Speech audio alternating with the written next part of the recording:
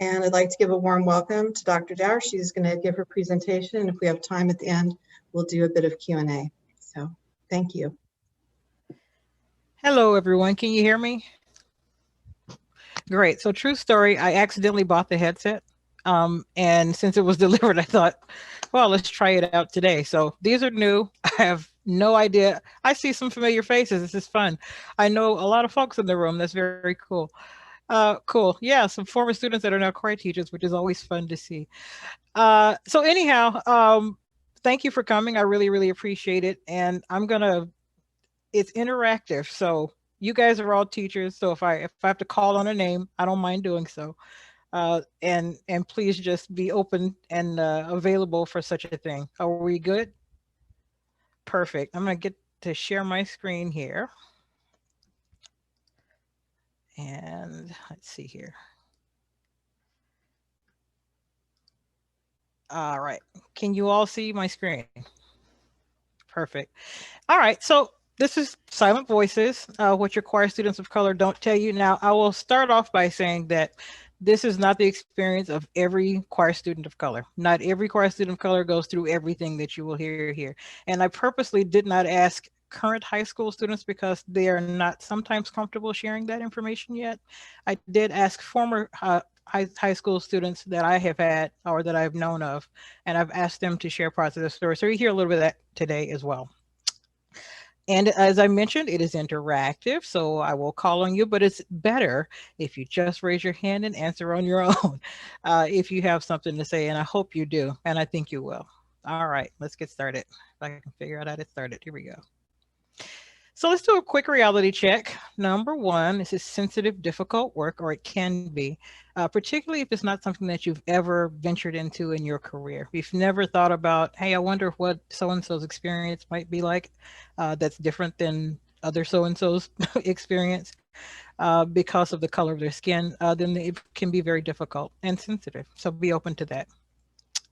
You may begin to feel either apathy or empathy for marginalized groups, but your job won't happen today, but think on it and figure out why. It can be exhausting, but imagine how exhausting it is to live it. Do the work. That is the overall arching theme for today. Do the work. Avoid focusing on the student or students as the problem. They have a problem, but they probably are not the problem. Sometimes they are, but not always. Find out the why. So now is our big chance to talk. When you want to speak, just unmute. If I'm not managing the chat or the raised hand, so if somebody could do that for me. And the question on the table right now is, what is an ally? And I'm open to responses at this point.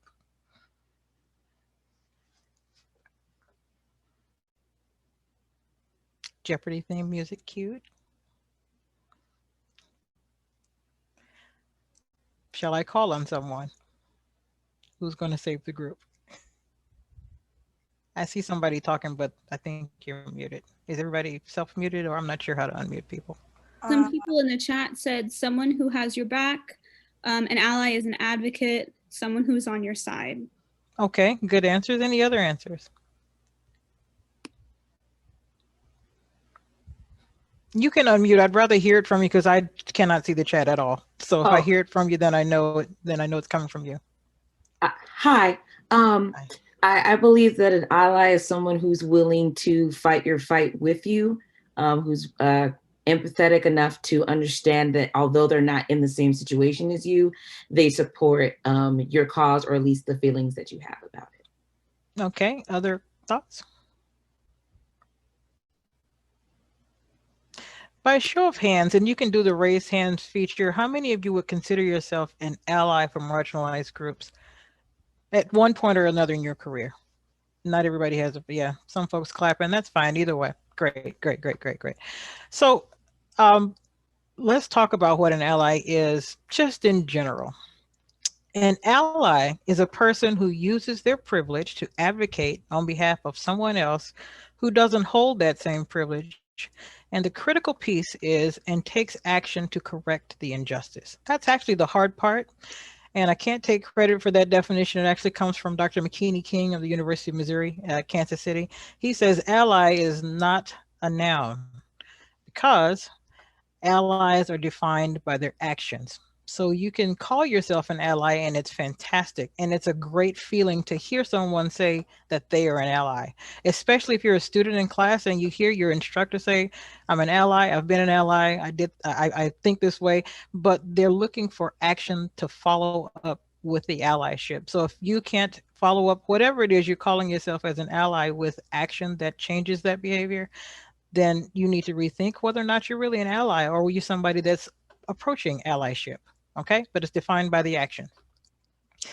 So some common issues that students of color might have is that they're forced to fit in rather than belong. That means they look at the group, figure out who the leaders are, who all the cool kids are, they start doing that. They dress like them, they act like them, they get on the bus with them, they find ways to fit in with them. And they don't belong because oftentimes they have to change a lot of who they are in order to fit in. And we don't want students to just feel like they're fitting in. We really want them to feel like they belong, to bring their full selves to the choir room so that you can hear the full emotion of who they are. Sometimes they overhear or hear jokes that are hurtful. I had an experience when I was teaching choir a few years ago where a student, an African-American student, it was after a show. And the next day, we were watching a video, right? And so, we were watching some show and there was a scene in it. I didn't see the scene, but there was a scene in it where there was a Brillo pad. And the president of the choir said, oh, I bet so-and-so's hair would stick to that quickly. Now, he didn't know I heard him. I did hear him. And I also heard the laughter, and so did she. She heard the whole thing. And so when I heard it, I put the brakes on everything. And I came and got him, and I got her first, and I asked her if she was okay. Of course she said she was fine. She told me she was used to it. Well, that actually broke my heart that she was used to it. Jokes like that. And I asked her, how often do you hear stuff like that? Oh, it's all the time. It's no big deal. And that's how she had learned to fit in rather than belong, because it actually did hurt her. I've talked to her since, and it did actually bother her. And she was grateful that I put a stop to it, at least that day. And then I made a long soapbox speech about what I'm not having in my classroom. And that was it forever and ever. Amen. Okay. And I did have a conversation with that student, and there was a consequence. He didn't just get away with it. I had to do something. Watching or experiencing the mockery of their own cultural music. Sometimes you'll bring in music from ... culture. And, this happens a lot at middle school, but it can happen at any grade level. Students will start, dancing around or messing around with it. And it's important to the students that are from that culture that doesn't happen. And the person that can stop it is the instructor. So I'm hoping that nobody is doing that. But if you are, please be sensitive to such things, because they can happen as an undercurrent and maybe you don't even see it. Being identified only is useful without a true connection. So maybe there's a student of color who may be the only one in the classroom that, sings really well, but nobody's really friends with them. They're just, useful. So when it's time for quartets, oh, I want so-and-so. But then later, nobody wants to have lunch with so-and-so because, they're different, right? Let's take a listen. So for me, a specific time when I was in choir was when I felt really bad about myself. Was when I felt like really used. Like everything for me was just like, it was like, oh wow, they're acting really friendly towards me. I feel really accepted. But in reality, I wasn't really accepted. I was just very useful. And for me, that's kind of how it was. I was very helpful, so they would act friendly towards me. I'm like, oh wow, I'm making all these new friends. But in reality, what's really happening is that they only want me for how useful I am. And so that's what happened. That's kind of my experience. Okay. Being perceived or ignored as an expert. Now that's a tricky one because, and we'll bring this up again a little bit later, but sometimes a student of color might be an expert in a particular music style that you are doing that you might not know as much about, and they actually do. One thing that comes to mind is gospel music in general. a lot of African American students, if they go to church and there's gospel music there, they probably have been around it their entire lives. I was, and they might know a little bit more. But and I wouldn't suggest that a student stand up and say, "Oh, you're doing that wrong," because that's not cool at all. But sometimes they do know, or they're forced into expert life, like, "Oh, you must know because you're dot dot culture. You have to know, right? Tell us how that works." And they might not know. They're probably sitting there going, I think Dr. Andre Thomas talks about how every time there was a spiritual or a gospel piece, they used to call on him and how uncomfortable that made him. So, but sometimes it's the other way around. So let's take a listen to that part. Okay, so a time where I felt some discrimination within my college experience would have to be when we were working on a spiritual, and there was there was a word in there that said, that was pronounced loud, like LAWD, and everybody was pronouncing it Lord. So I thought it might have just been maybe an honest mistake, that maybe everybody's just used to saying Lord instead of loud. So I asked my instructor if there was possibly if that was possibly the way that he preferred it, or if we could just sing it the way it's written. But he responded kind of closed-minded, in my opinion, because he was saying, "Oh, I don't want everybody just going off saying, oh, lordy, lordy, lordy." So, I mean, I found that kind of strange and a little bit offensive, because even though I don't go, even if I don't pronounce it Lord, that's the context of the spiritual, you know? All right. Just got to find that. So what might silence look like in your classroom? What, we're thinking about how a student might present themselves as being silent. And silent doesn't always mean they're just not talking, although that can be it too. Let me give you some examples of what silence might look like. Oops, here we go. Being a class clown or overtly loud. Oftentimes that's really silence being masked by they're going to look at me, I'm different anyway. So let me just go ahead and be completely different and wild out. I mean, that happens. And sometimes it's due to discomfort. A student might just be very uncomfortable. So they pick a position or they pick a role and they just play it, and they play it big. That actually could be silence, and it's something that you just need to check in with them on. Don't make it weird, because high school students and middle school students don't necessarily want to be pointed out, especially in front of their peers. Please don't do it in front of their friends or their peers, but be creative and find a way to check in and find out why they're that way, and particularly if it becomes disruptive, and it can.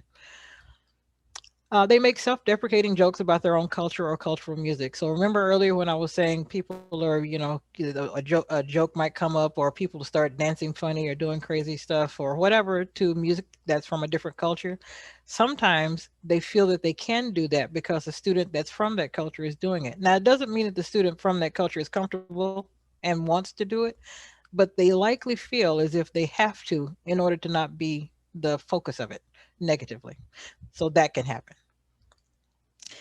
They have an overt preference for music of other cultures. Now, that some people just do, and preferences of what they are, and that's totally fine. But if you notice that that's what somebody, I hate so-and-so music, it's not, they never even mention or like, or sometimes even put down music from their own culture, that could be them silencing themselves to fit in. They compromise their own desires for the comfort of others around them, and that could reach over into things like lunchtime, trips, preferential. I mean, they'll give up their seat just so they can look like they did something cool for the kids that are considered cool or from the dominant culture. That happens, and it seems small, but the truth is it's actually pretty big. It's a huge deal, and the students probably will you probably wouldn't see it, so I wouldn't feel like, oh no, I did that. I don't think instructors often know. If you do, shame on you for not stopping that. But this is the stuff that's going on in your choir room, in the back of the bus, in the back of the choir room. Okay. Actual silence, not speaking, not answering questions, eating by themselves, things of that nature. And so I remember, I'll speak to my own experience with a student who was actually silent. Sitting in the back of the room, not doing anything. I think he got put in the choir by his counselor.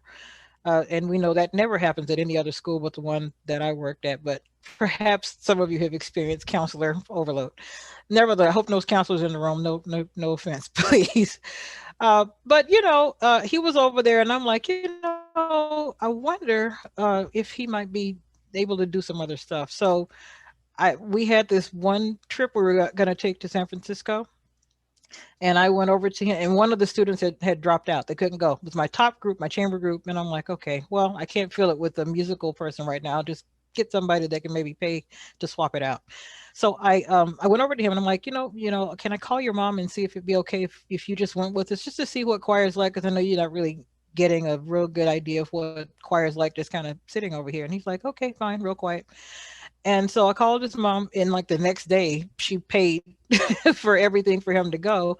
And so he came along, and that trip transformed who he was. You'll hear from him later because he still deals with different things, but he is now, he does workshops. He does workshops in different districts around you, at a district near you.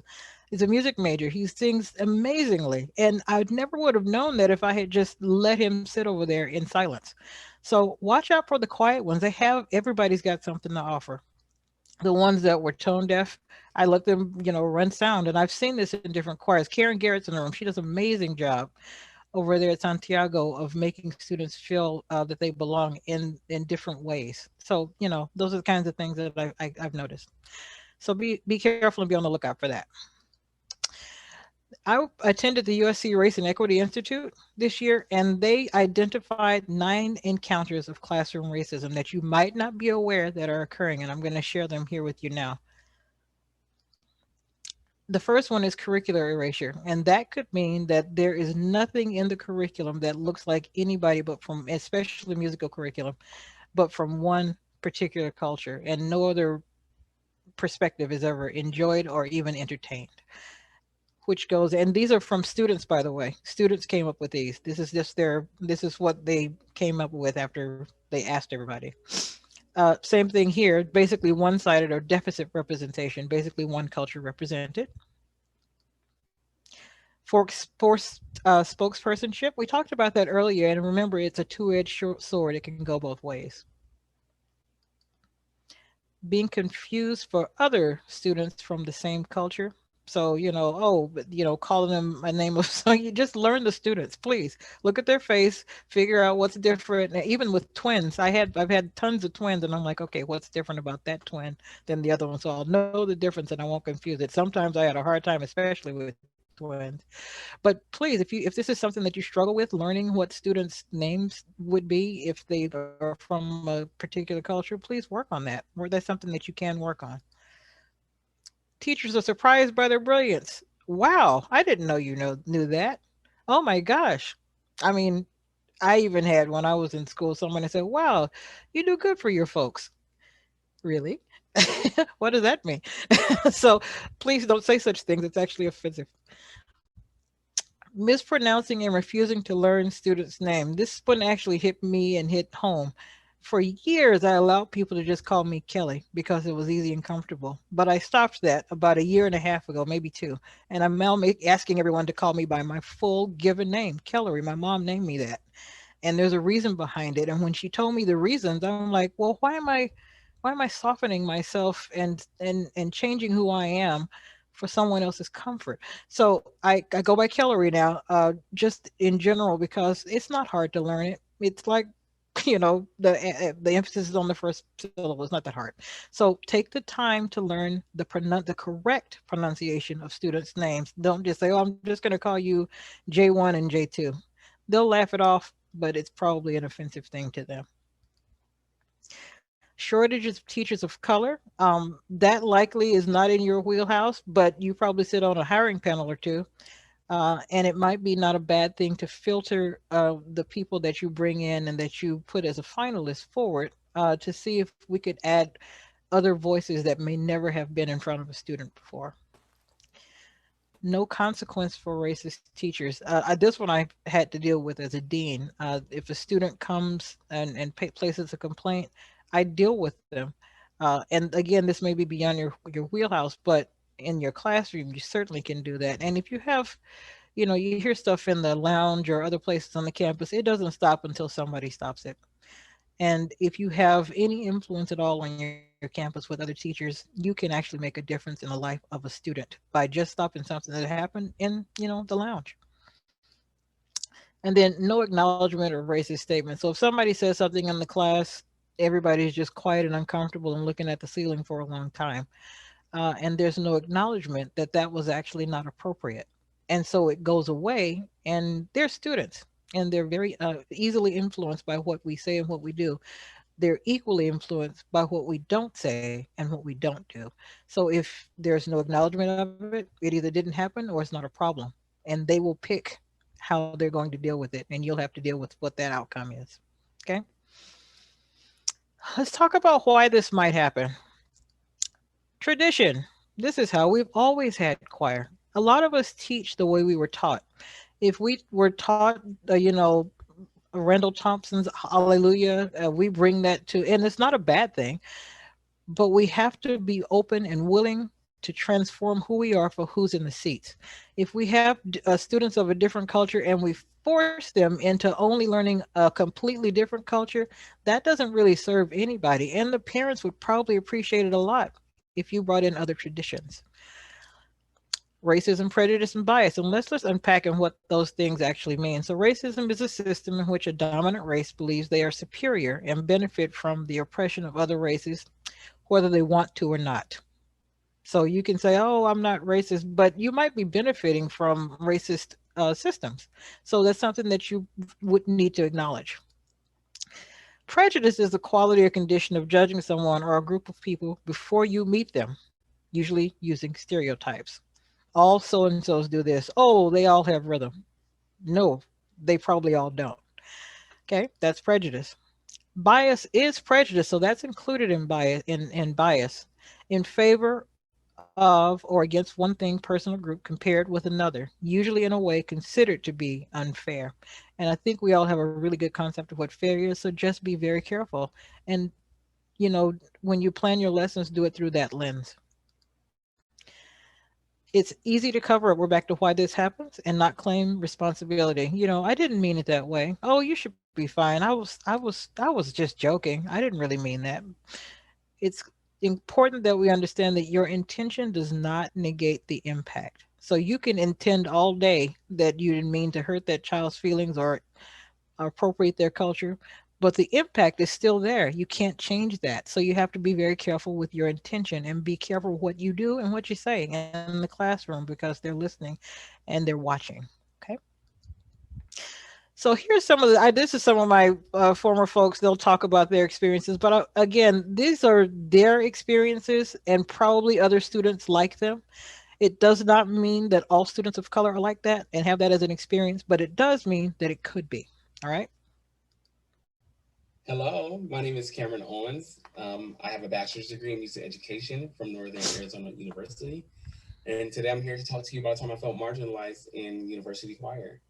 Now, before we start, I just want to say thank you so much.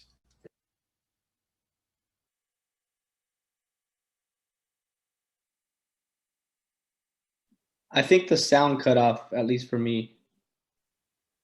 And to help also there we go. Ideas on how we can better educate future students. So with that being said, there was a time when I was an undergraduate at NAU, and me and my friend, who's also Black and who's actually a Jamaican immigrant who I went to high school with, were in a choir where we were preparing for a spring set. It had a Russian piece, it had an Italian piece. We had two pieces in English. One happened to be a spiritual.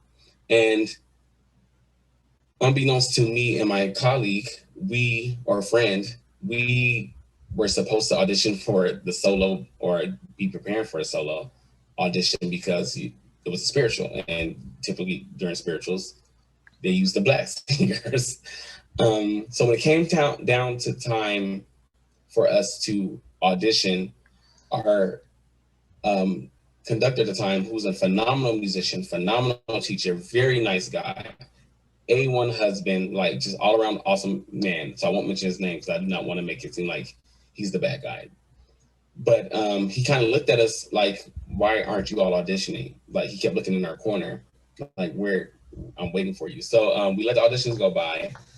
And at the end of the auditions, he gave like the invitation to extend the invitation for us. Like, you know, is anybody else going to audition? Is anybody else going to be able to or want to sing the solo? And kept looking our way. And my friend happened to like stone face him, like look at him like, no, we're not doing it, you know? And he kind of got sad and kind of looked like disappointed. No, I say marginalized because although this wasn't an incident where my feelings were hurt or my feelings were, somebody was trying to intentionally put me down, to me, it was an instance of ignorance. It was an instance of limiting, because I feel that a lot of times with Black students, they're put in a box, and that box is you have to sing Negro spirituals or you have to sing Black music. And to me, for this country, Black music is American music. So it's music for all people. Yes, there may be stylistic differences that we can debate about that later, but Black music is American music. So that's something for all students. The reason why we didn't want to audition, first of all, was because we were music majors, and since this was a choir that any major could participate in, we wanted to give people an opportunity to sing that might not have had that opportunity. Not to toot our own horns, but we both have performed quite a lot extensively, so we wanted to give other people that opportunity. Second, we didn't want to be put in a box that the only way we can showcase our talent was to be in or sing in a spiritual or sing in our gospel song or sing in an African piece or, you know, a Nigerian piece. I don't want to generalize Africa. So with that being said, I was just sharing a quick story in order to help us understand that don't put your Black students, don't put your Mexican students, don't put any student of color in a box based on their ethnicity. We want to be able to educate people with all types of literature, regardless of the color of their skin. So thank you so much for taking time to listen to me. I want to thank Dr. Dower. We used to call her Mama D back in the day, but Dr. Dower for always encouraging me personally to be my best, to pursue justice in music, and to also do everything I can to the best of my ability. All right. Here's the next one. I love choir, so it's heartbreaking seeing the ugly side of it. I never felt like I was taken seriously, and when I would bring it up, it was either laughed off or I was told to just go with it. I remember venting to an accompanist, and he gave me a harsh lesson and not much help, I may add. He said, "You're brown, gay, fat, and femme, all of which are working against you, so you'll never be taken seriously outside of being the funny fat tenor or the sassy gay friend that every choir has. You'll have to work 10 times harder than everyone else just to be noticed, let alone recognized." It's times like that I really wish I had someone to speak up for me, or I wish I was brave enough to speak up for myself. Okay. Hi, my name is Jessica. The experience I wanted to share was a time when I was in choir, and our choir was in collaboration with our local professional symphony for a benefit concert. The audience were predominantly white, and they were donating a lot of money for this benefit. I remember afterward, me and a really close friend of mine who happened to be Black male, we're getting ready to pack up, and a older white woman came up to us and was super nice. She came up and she talked to my friend and told him he had really nice hair and that she'd never seen anything like that up close, and she asked if she can touch his hair. And he was like in shock and was like, "No, you can't touch my hair." She says, "Oh, well, I'm sorry." And she walked away. Told us we did a good job and walked away. We kind of looked at each other like, what just happened? I remember reflecting afterwards, thinking about how the experience left me really confused and gave me this insight into someone else's existence. Like, they've never been up close to a Black person, a Black male, anything. Like, I just didn't understand it.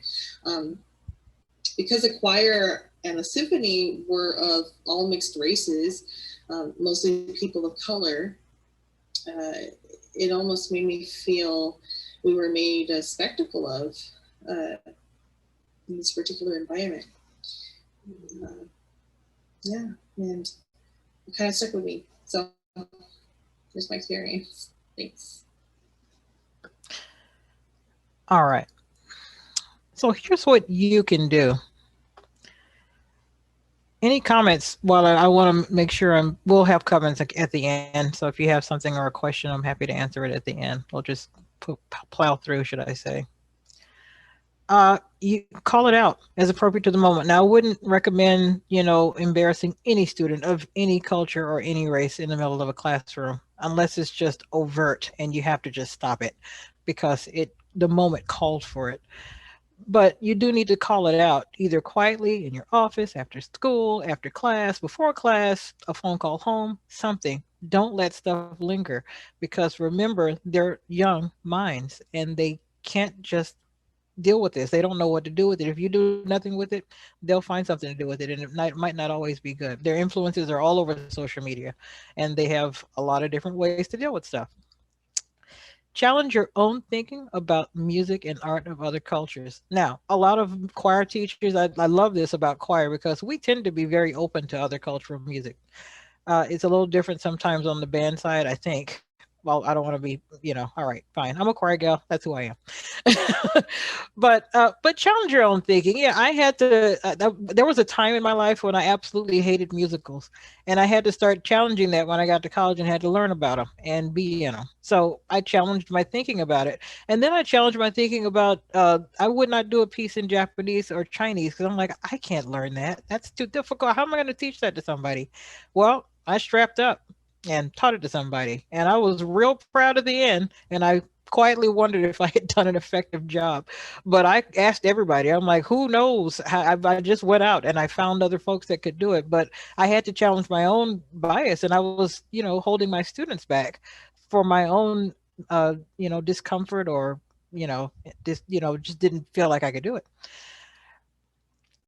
Be purposeful in the creation of opportunities to collaborate outside of your own culture, both socially and musically. What you do is what you bring to your classroom. So if you are purposeful in creating collaborative opportunities of different cultures in your own life, in your own musical life, then you will bring that to the classroom. I know without a shadow of a doubt, when you go to a conference and you hear some cool, conference candy, you bring it back, right?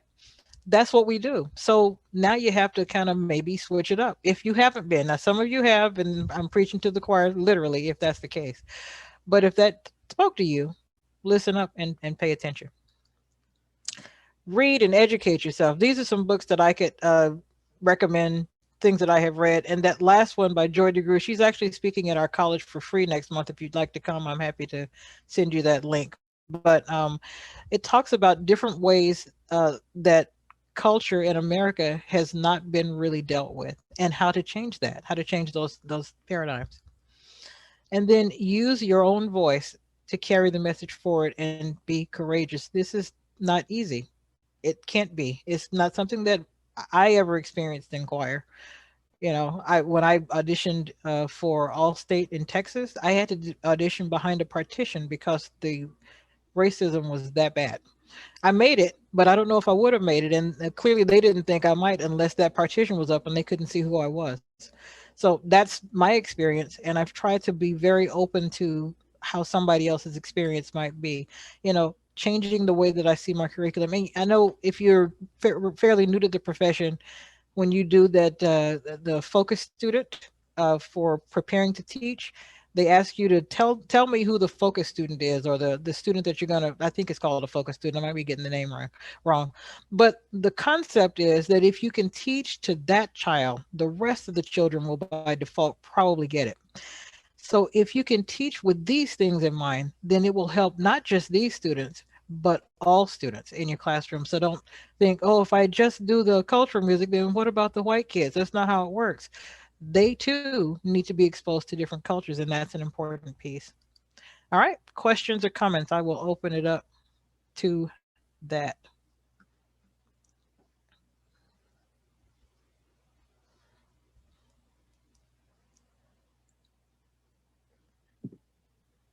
Is there a good place to find music from other cultures that you can incorporate into your classroom, especially for middle school? I find that J.W. Pepper is very limited with the music that they offer. So this is probably an idea for you to, I don't know if Pepper did it, but one of the companies put together a list. It was during last summer when I started seeing these lists come together. But I'll have my contact information at the end. And if you email me, I can certainly find that and then I can send that to you. But I know that there's lists out there, and I'm hoping that Pepper will do something about that, because I don't know if they know people are looking. Maybe they don't. Other comments or questions? Hi. Hi. So I teach high school choir, and I also teach music theory. And something I've been kind of struggling with in the past couple of years of teaching is how to frame up music theory and the rules of music theory, since they are all very heavily Western European based and don't necessarily apply to other different music from different cultures and different corners of the world. So for example, when we're learning spirituals, typically I do as much by rote, because I think that's more honorable to the origins of the music. But I struggle sometimes with how to frame up music theory, just because it's not as expansive as I think we've all sort of been brought up to believe. Doesn't cover everything, you know? Right. I applaud you. By the way, I saw your cat go by. It was cool to watch. You know, the truth is, yeah, Western music theory and the way that we teach it and the way that we present it is very one-sided. And what I found, at least when I was teaching college, I would, yes, teach them the basics of theory and the ear training and the whole gamut. I would teach that. But I spent some time, and it took a long time, to come up with different other cultural perspectives that still taught similar concepts. And if you can find a way to do that, and it might be in the hip hop and rap world that you find similar, especially, you know, as far as rhythm is concerned, Yeah. they have all kinds of different variations that you could bring in that would probably blow the kids' minds, one, that you thought of it, and two, they would love it. They would absolutely love it, because they will finally start hearing their own music in the classroom. I think about that episode, the movie Mr. Holland's Opus, when he started teaching and he played that one song with the 3 chords, and he told them, and he connected that, and that was the turning point, at least in the movie. I don't know what really happened, but I guess we should probably find out the truth there. But it could be a turning point for at least 1 or 2 students. So it's just a matter of doing a little bit of research, finding what concepts you want to teach, and then aligning that with, you know, I would, in my planning, I would go something old, something new, you know, and I would find the regular piece that I learned when I was in college, and then I would search like mad. Some music I didn't like, but it taught the concept, and that was more important. So it's just a matter of kind of getting out there and looking. Thank you. Sure. Other questions? Oops. Oh, it's just like a real classroom. I don't want to be the one to say it. Please go ahead, say it. Yes, go ahead. Hi, Dr. Dower. Good to see you. Hey, Hey. Lavinia from Chevette. Yeah, I know. I want to piggyback on something that Nina said. I think as vocalists and as traditional choir teachers, we do have this, and you're right, traditional music is always taught in this one way. I thank goodness, I'm thankful for being, you know, after teaching for several years, I was introduced in college to the Orff Schulwerk method. So piggybacking on Nina, you know, music theory is just that. It's theory that developed, that musicians came, the written rules of how we write music and compose music and listen to music. It's all came out of the oral tradition first.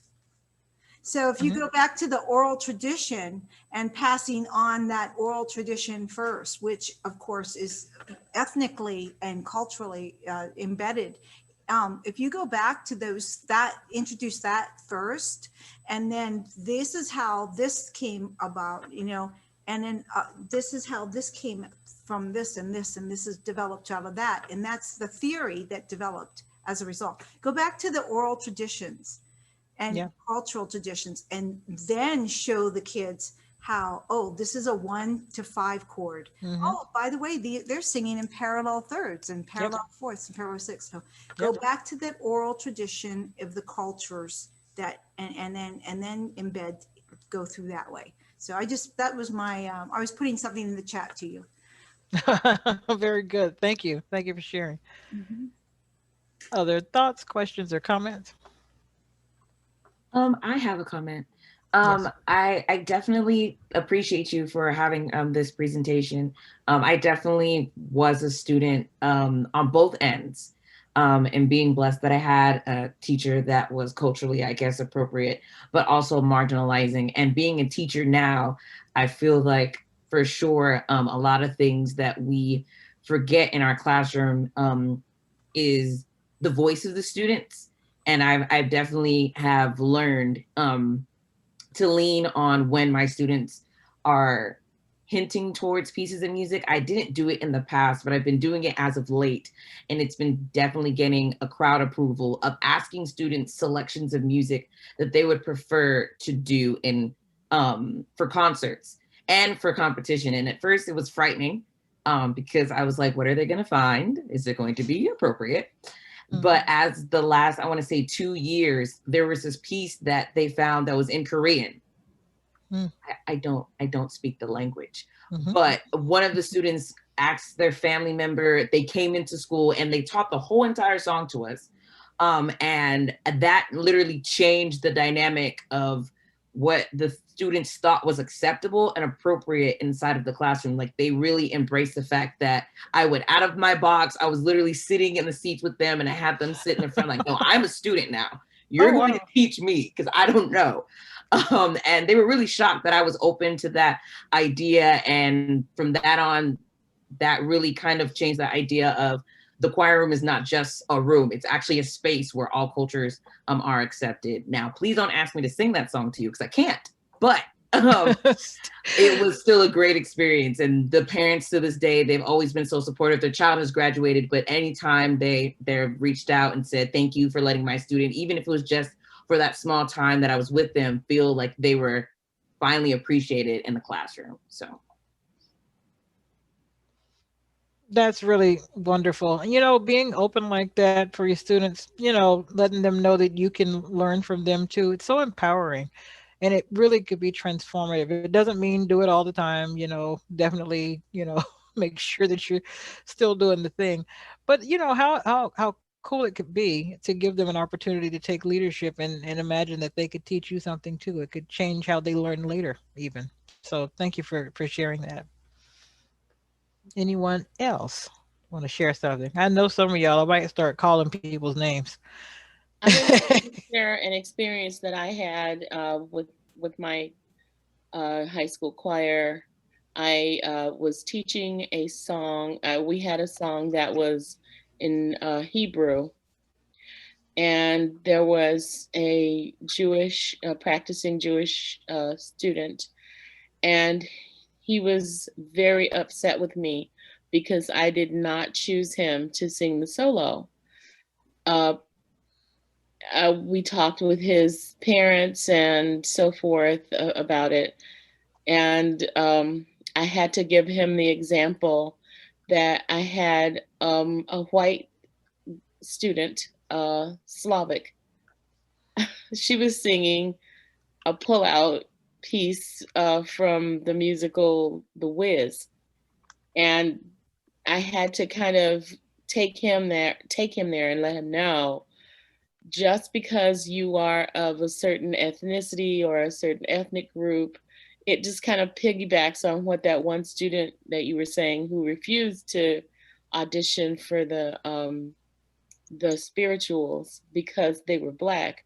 I wanted, or as my goal was to make sure that all the students felt comfortable singing lead vocals on different types of music that they would not normally sing. But I got backlash from the student. I had a meeting with the student and some of the other lead vocalists, and the parents were very excited and supportive because they saw what I was doing. And he ended up acquiescing, but at first he was very upset. Oh, wow. Thank you. That does happen. It happens probably more times than not. Very good. Any other comments or questions? Karen Garrett. I Hi. Hi. I'm not gonna mess. Yeah, go ahead. I don't know if it's where I am currently located. I have been noticing, I don't know if anybody else has, rap in particular, the trap music has been blowing up in the classrooms. And when I talk about what do they want to sing, that is really all they want to sing. And so I'm having difficulty finding resources to provide that type of music that is school appropriate for those. Yeah, I see Jennifer going, yeah. I even went the route, okay, so we'll do rap. I picked a couple of songs that were appropriate from Hamilton, and they were just like, this is not rap, we're not doing this. So I know it's does anybody resources where I can find to satisfy that need for the students so that it's less of a battle to get them to do things that might not be what they're listening to? I'll start off, and I'm sure somebody else probably has other thoughts as well, but I will say that don't give up complete control of your repertoire to the students.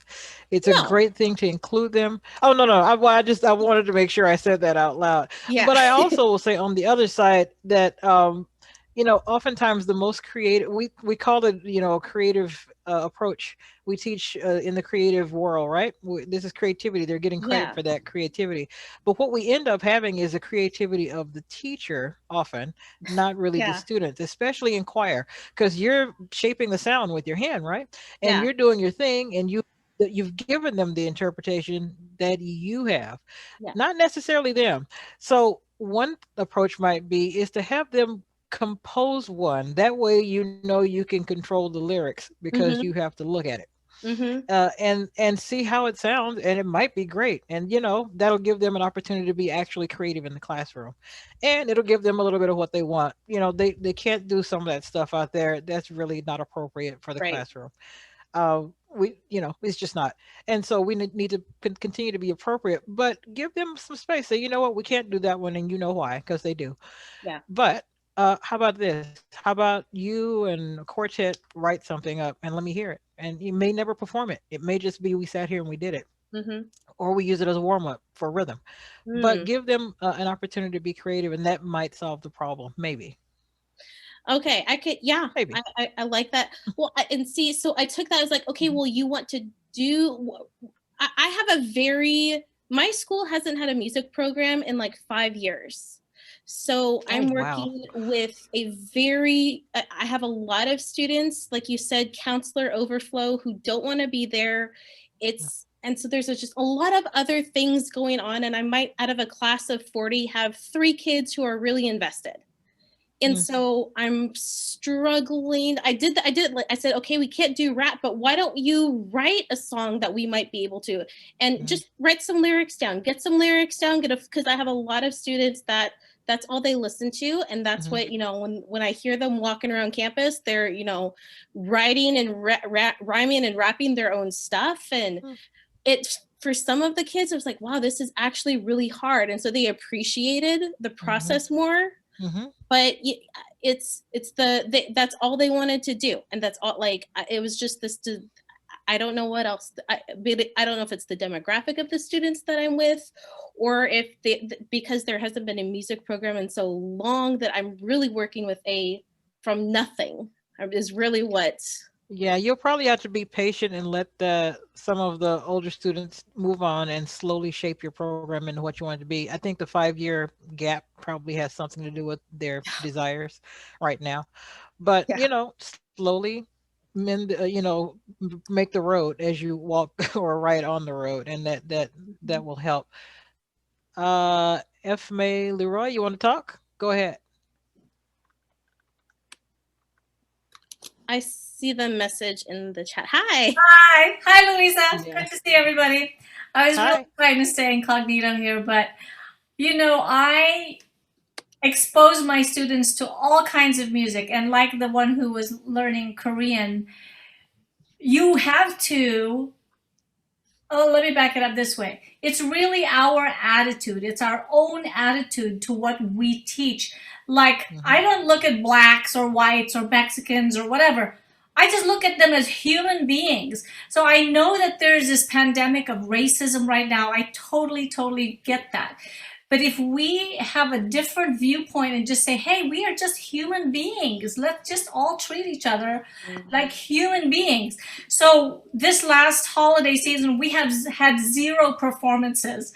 So I expose them every year to the Filipino culture because that's my background. And we sing this song, which is hell to learn for the students, but I make them learn. It's like, look, you have to understand that other people who are learning English have the same problem when you're learning this language, which is so different than anything that you guys normally speak. It's like Spanish, but not really. It's very Asian, but not really. So just pretend, just close your eyes, pretend like you're all babies again, and just open your ears and just listen and just duplicate. Forget looking at the words, forget that. So we did that in Filipino. We do that every year. And we do Silent Night in German every year. We do that, and we just expose them to as many things as possible. And I think by doing that, we open doors for them. And so it's really our own attitude. It's like, okay, I don't speak French, I don't speak German, but you know what? We're going to learn it. And we're going to ask for help because we don't know how to speak German or speak French or Japanese or whatever. I haven't tackled Portuguese yet, but that's really hard. But I'm working on that myself. So it's really, high five. What I want to share is just that. We have to change our own perspective and our viewpoint on how we approach our students. If we look at them as students who are human beings and not black or not white or Mexican or Puerto Rican or whatever, and just treat them like human beings, I think the viewpoint will change a little bit. Anyway, that's what I wanted to share. I do think it's important though that we don't erase those identities. Yeah, they do. I was going to say that. They do really affect the way that people are navigating their experiences and how the world navigates around them. So while I agree, like everybody needs to be met with the same like basic dignity and respect, it is important to acknowledge and be mindful of the fact that people's identities and whether that's racial, cultural, they do affect how other people are experiencing the world. Yeah, I'm not saying to erase and make everybody whatever, but at the bottom line would be, how would I like to be treated? Will I treat my students the way I would like to be treated, regardless of color? And not to say we shouldn't appreciate each other's cultures or races or whatever. It's just basic human rights. That's it. I'm out. Lori, can I say a quick word? Yes. First of all, I appreciated so much that at the beginning of your talk today that you acknowledged how difficult this is. And I think we're hearing some now as it comes out that this is it's a personal challenge. I've been teaching 23 years and have always had, as May said, a basic respect for all the children in my classroom. And yet I find myself having to rethink so many things, and I put my foot in it a lot. I hate to say it, I do. I still make mistakes. And of course, it's become even more apparent and in the forefront of my mind since last summer. So I'm doing the work and I still don't have it all right. I still make mistakes, but I'm reading the books. I'm doing the work, and it's a lifetime. It's not a, this is what you always say to this person, and this is what this always means, or because I'm thinking of what you said about the children who are, do you have to lose yourself to belong? Do you have to give up who you are to belong to a group? And I think that is a heartfelt feeling of just about every teenager. That they feel that if they come in, they're too fat, they're too thin, they're too brown, they're too white.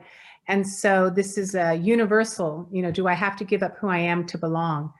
And I could work on that one for a lifetime to help children to raise them up that they don't need to feel that way.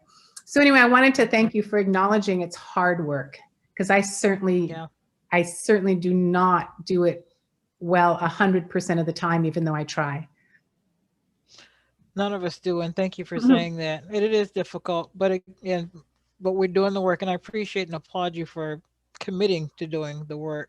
I think everybody here is at that point, the crossroads of commitment, where you're ready to either say, forget it, I'm out of here, or I'm going to do this and I'm going to do it well. So I want to thank you. I think my time is up. I'm going to put my email address in the chat. A lot of you may have it, but if you need to reach out to me, if you have a question, please feel free. I'm still available. I'm still around. Louisa, I follow her around everywhere she goes. So thank you so very much for being open and listening. And hopefully it was of some help to you. The journey continues and the work continues. So thank you very much.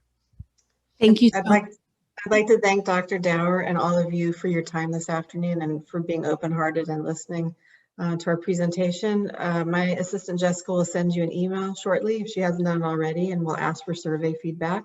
That's very helpful as I continue to develop programs going forward. So I would look forward to seeing you again, and we also look forward to seeing your students' submittals for the virtual solo festival. So have a wonderful weekend. Thank you, everybody.